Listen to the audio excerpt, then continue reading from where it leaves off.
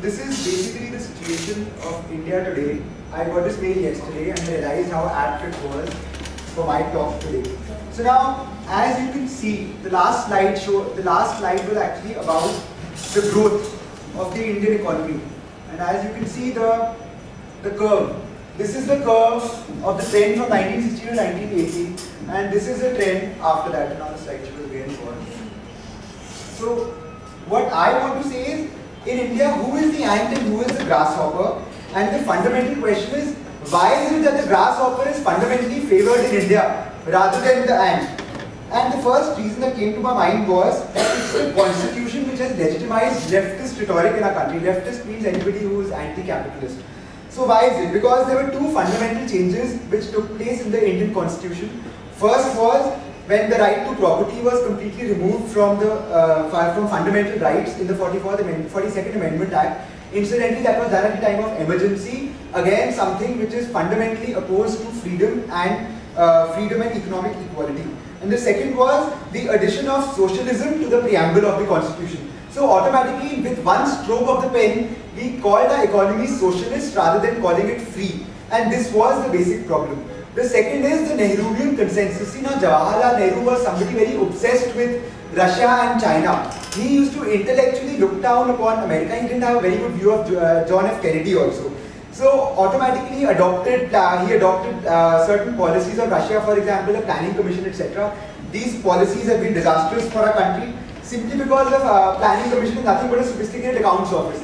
The entire list that the planning commission comes out in every 5 years, it sounds like a dhobi list, 1,000 crores for this, 2,000 crores for this, 3,000 crores for this. But actually speaking, where is the strategy? Every time we hear the same things. Everybody knows we want 100% electricity, we want 10,000 kilometers roads, 20,000 kWs of power, etc. But ultimately, how is it going to be achieved? It is not going to be achieved by centralizing everything and going by this policy of Mai Baap Sarkar, that the government is going to do everything. This is the basic fallacy in our country. People do not want to do anything on their own. They depend on the government. This is also because politicians seem to promise the moon to everybody.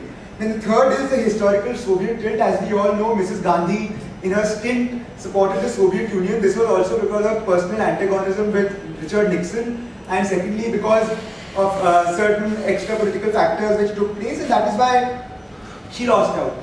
Then another major problem was that all prominent right-wing politicians died very early in the country's. They were not able to dominate the intellectual landscape of our country. For example, Sardar Patel, he died at a very crucial time. The second was Rajaji Gopalachari. Now, somebody whose name can't be pronounced by half the people in our country. So obviously, he's not going to be popular. And the second reason was the party he founded merged with other leftist parties like the Socialists to counter Mrs. Gandhi in the emergency, Swatantrata Party. In fact, that is the only party in India which has been formed and has been successful politically and electorally on right-wing policies. It was a very moderate party also, unlike the BJP and all. It didn't have a very extremist stance, it was very inclusive. So that's why it appealed to everybody. And third is the intellectual fashion of the day. Now if you see, intelligentsia in India is dominated by the leftists. For example, the Barkha Dutts, the Guhas and the Shashi Tharoors, etc. All the policies that they have are influenced by concerns that are actually very socialist in nature. They all look up to the Labour Party, etc. In UK, they will not look up to the Conservatives.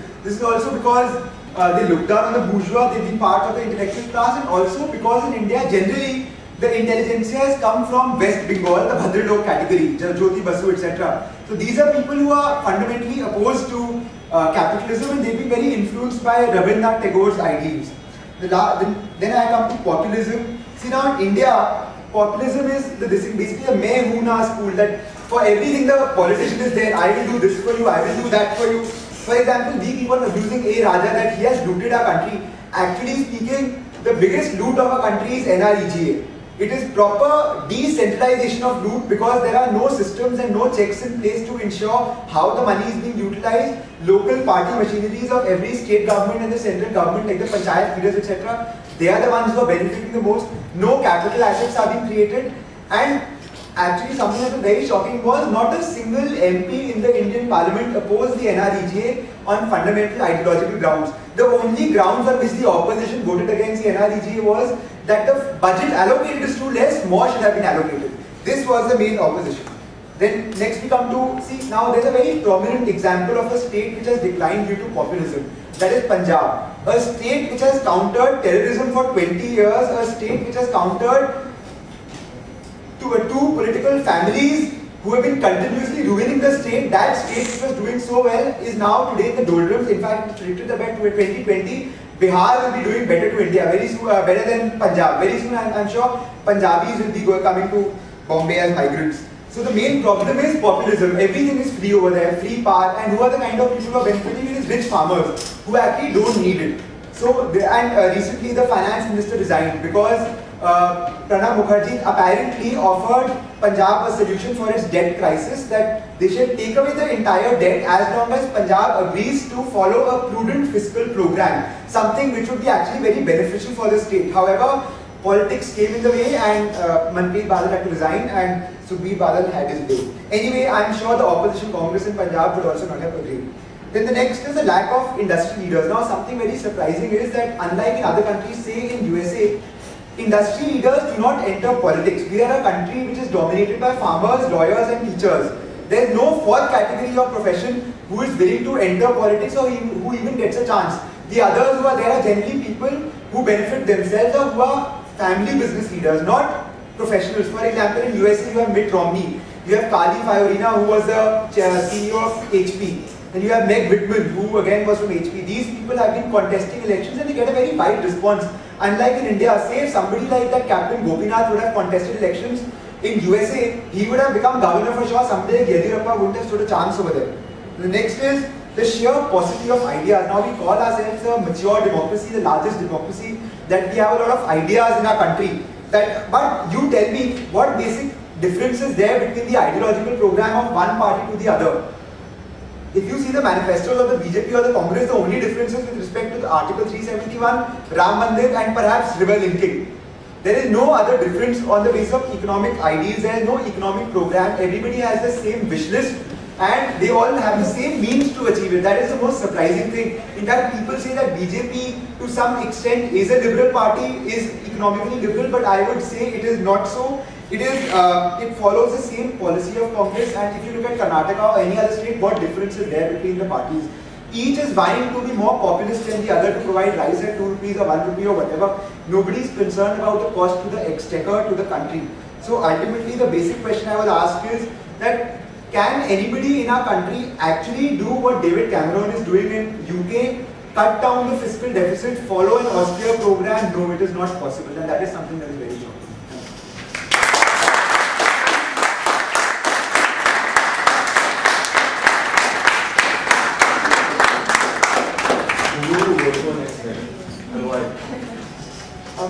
That again is a very tough question. Unfortunately, I am from Punjab and we have no choice over there.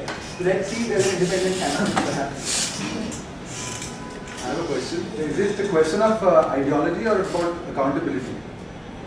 See, now again the ideology that is propagated by the Congress or the Nehruvian brand is something which is fundamentally opposed to accountability, because ultimately leaders are just bent upon spending. When are they accountable for the money that they have lost to the exchequer? When does the population hold them accountable? So both the ideology and the ideology itself is fundamental to why accountability is not there. If somebody is actually going around with a program of saying we'll cut down the fiscal deficit and they will show a concrete set of ideas, why will they not be accountable? Also, what happens is in democracy, the parties they come into power on a rotation basis. So what if I am in power, suppose I might have certain policies which might get scrapped by the second government. So also there is a power play involved in it. So how come ideology comes into the picture when you have such issues to take care of? So that is why I say that the government is part of the problem and not the solution. That the government policies that keep on changing simply to the whims and fancies. They should stay away from business as far as possible. I am not saying they stay away completely. There should be prudential regulation, but it should not be over-regulated, or the government should not be the driver of business. I think business leaders should stay away from politics because their way of taking decisions is very similar to a capitalist, a person first capitalism, and it would actually hamper the country, the poor of the country. So would you you think about it? But every capitalist country actually has a better standard of living than any other country in the world.